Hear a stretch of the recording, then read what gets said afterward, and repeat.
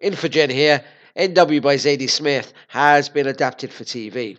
Is it worthwhile reading the book? We're taking a fresh look, so stand by. Holy Grail.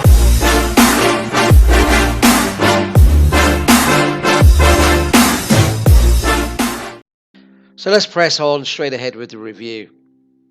NW, the primary characters in the Zadie Smith novel, are residents of northwest London, from which the title derives, and they're dissected, analysed, and often skewered as Smith lays bare their hypocrisies, ambitions, facades, insecurities, prejudices, and fears.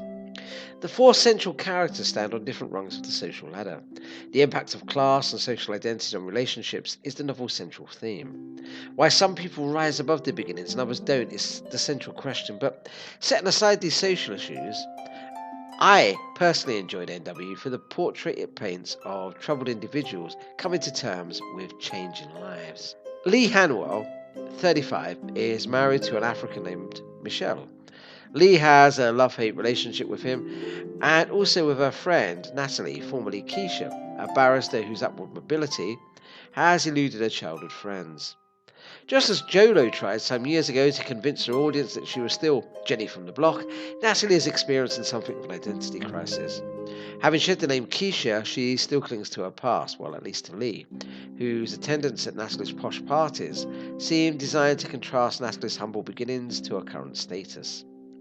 Although Lee has done well for herself, earning a degree and finding employment with a non-profit organisation, she remains tongue-tied in the company of educated professionals. Natalie invites Lee to tell stories, and then gladly tells them for her, and is embarrassed by Michelle's sincerity, but only when they're in public. Lee also seems envious of and disquieted by Natalie's children. A couple of lesser characters haven't made the same progress as Natalie and Lee.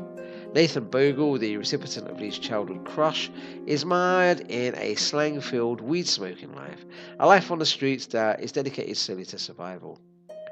His role in the novel is to teach Natalie that she knows nothing about his social class, despite attending the same school when they were both 10. Nathan knows Natalie has made it, because she can squander her tears on something as insignificant as a distressed marriage. She has left more fundamental worries behind. Yet, for all her success, and despite Nathan's complaint that she is needlessly self-pitying, Natalie feels trapped by her circumstances. Her desperate sadness motivates foolish behaviour. Positioned somewhere between Nathan and Leonardo's success is Felix Cooper, whose Jamaican father lives in the West End.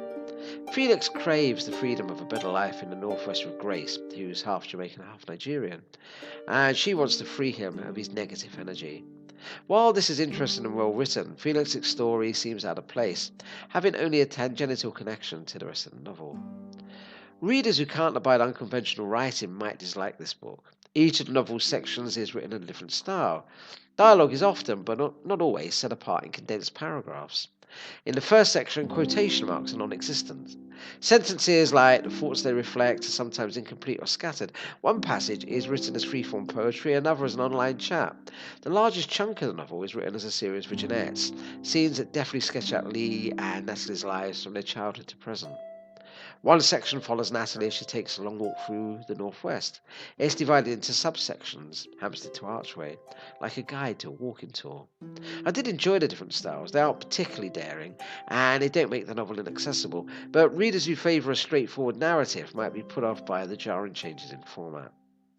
As we've come to expect from Zadie Smith, much of the story is wryly amusing, if not laugh-out-loud funny.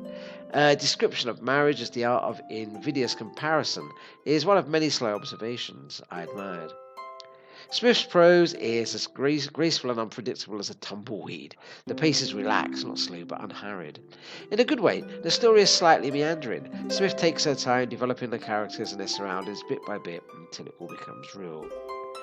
I suppose the readers who dislike Jonathan Franzen's novels, or his most recent ones, will dislike NW for the same reasons. There isn't much of a plot, and the characters aren't always likeable, although Smith's characters aren't as determinedly self-centered as Franzen's. Both the writers strive to say something about society at large by focusing on smaller segments, families and friends who are defined by geography and class. Readers who believe that good writing often illuminates the world as it exists, not as we want it to be, that is just as important to understand flaws as perfection, will find much to admire in Smith's surgical exploration of characters struggling to come to grips with their changing lives. For me, Northwest is a fine, fun, and I'd give it 5 stars. So I have to say, give it a read.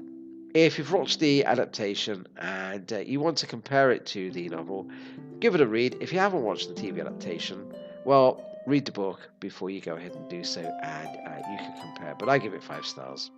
Anyway, thanks for listening to that review. If you've got any feedback, please leave it in the comment section below. What do you think of Zadie Smith as a writer? Is she one of your favourite writers? Have you yet to discover her? So let me know.